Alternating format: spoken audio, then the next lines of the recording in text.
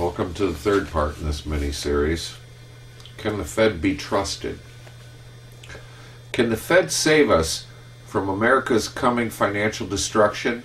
Not likely, since they and their co-conspirators and conspirators in the U.S. Treasury, Congress, and Wall Street are the primary cause of the coming financial destruction.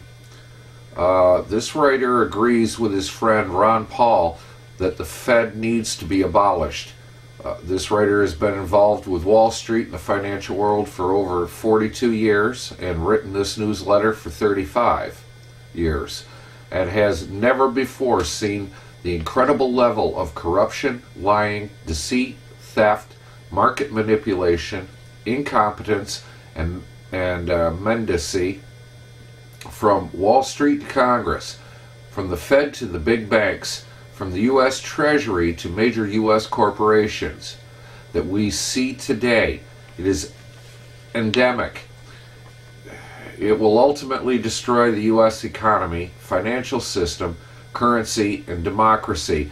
In this writer's sad opinion, our national degeneration has passed the point of no return. Case in point is Fed Chairman Ben Bernanke competent, intelligent, honest in his assessment of the financial system and on the right track with his QE2?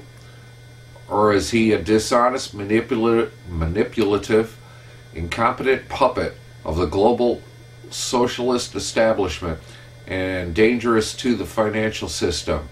Are he and his superiors intentionally trying to destroy the U.S. dollar? Why not judge him by his own public pronouncements and forecasts over the past 4 years?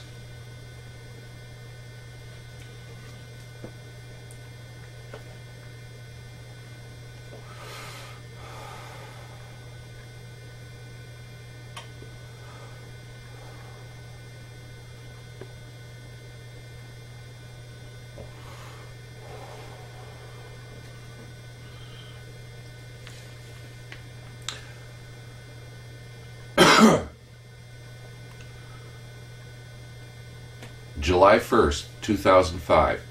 We've never had a decline in house prices on a national basis. So what I think is more likely is that house prices will slow, maybe stabilize, might slow consumption spending a bit. I don't think it's going to drive the economy too far from its full employment path, though. November 2005. I am more sanguine about derivatives than the position you have just suggested. I think, generally speaking, they are very valuable. With respect to their safety, derivatives, for the most part, are traded among very sophisticated financial institutions and individuals who have considerable incentive to understand them and to use them properly. The Federal Reserve's responsibility is to make sure that the institutions it regulates have good systems and good procedures for ensuring that their derivatives portfolios are well managed and do not create excessive risk in their institutions.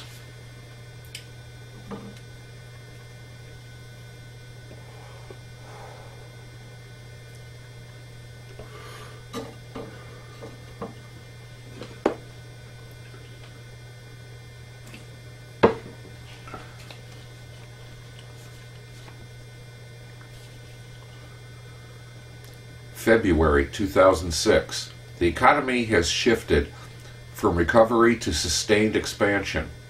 The U.S. economy continues to be well positioned for long-term growth.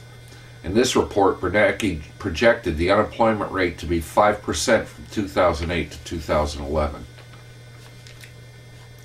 February 15, 2007.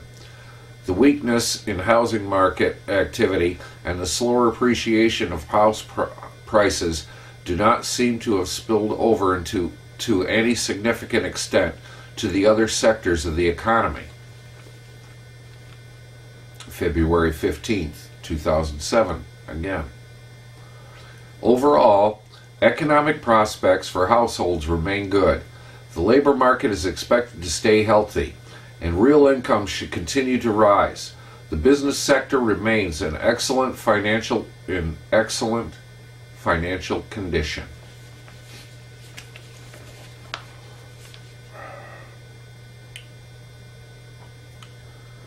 March 28th, 2007.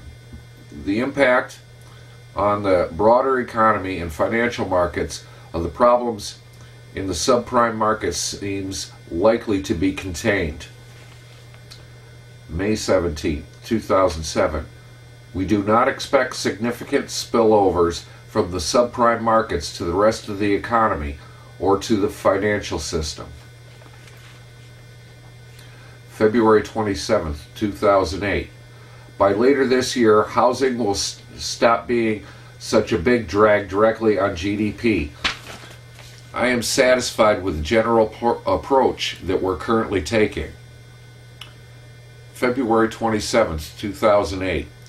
If you have two investment banks doing an over-the-counter derivatives transaction, presumably they both are well informed and they can inform that transactions without necessarily any government intervention. February 27, 2008 again. The non-financial business sector remains in good financial condition with strong profits, liquid balance sheets, and corporate leverage near historic lows. The improvement reflects an anticipated moderation of the contraction in housing and the strains in financial and credit markets. February 28th, 2008. Among the largest banks, the capital ratios remain good, and I don't expect any serious problems. June 9th, 2008. The risk that the economy has entered a substantial downturn appears to have diminished over the past month or so. July 16, 2008. Fannie Mae and Freddie Mac are adequately capitalized and in no danger of failing. May 5th, 2009. Currently, we don't think the unemployment rate will get to 10%. In November, the unofficial unemployment rate hit 10.2%. Real-world unemployment is over 22%. Editor's note. And this man is the most powerful leader in the U.S. financial system, maybe in the world. The man who tells us the QE2 will solve all our problems. Scary. Is he to be trusted or believe? What do you think?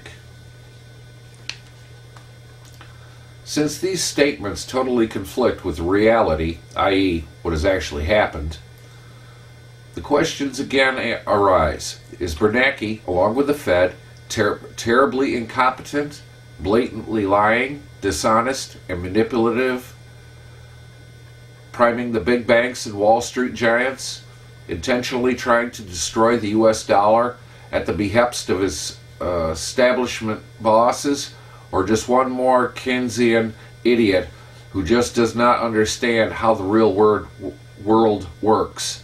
Idiot? Maybe. But stupid? No. In our opinion, he is following a well-thought-out establishment strategy. What we see is disaster. The establishment sees as progress. Richard Russell recently reminded us that all economics can be reduced to one sentence: follow the money. And that money, $3.3 trillion in bailout, stimulus, quantitative easing, fines over the past 3 years, has been pouring into the big banks and Wall Street firms in America and Europe, and into multinationals such as GE, GM, McDonald's, etc., and into the campaign funds of their collaborators in Congress. Another editor's note. It should be remembered that the Fed exists not for the benefit of America, its economy, or its people, but primarily for the benefit of the banks, especially the big banks, which own the Fed.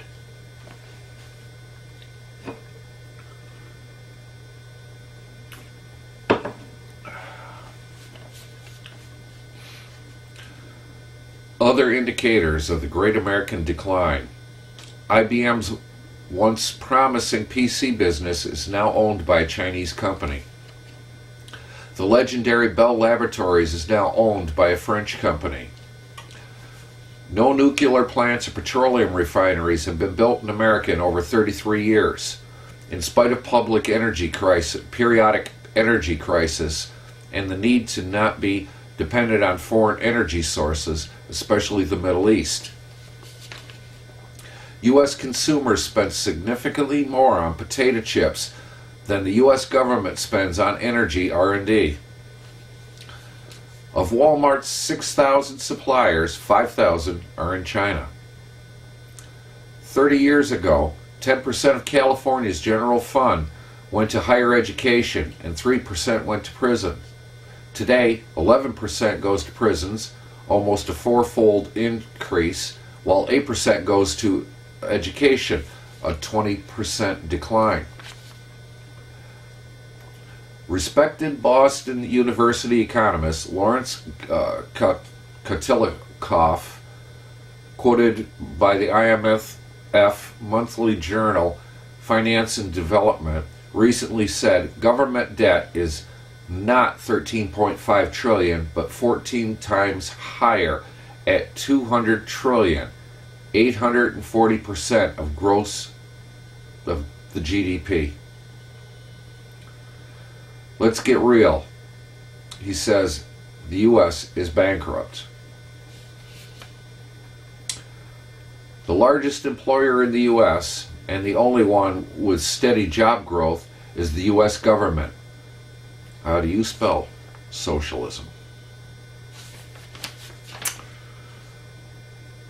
Peace out, folks.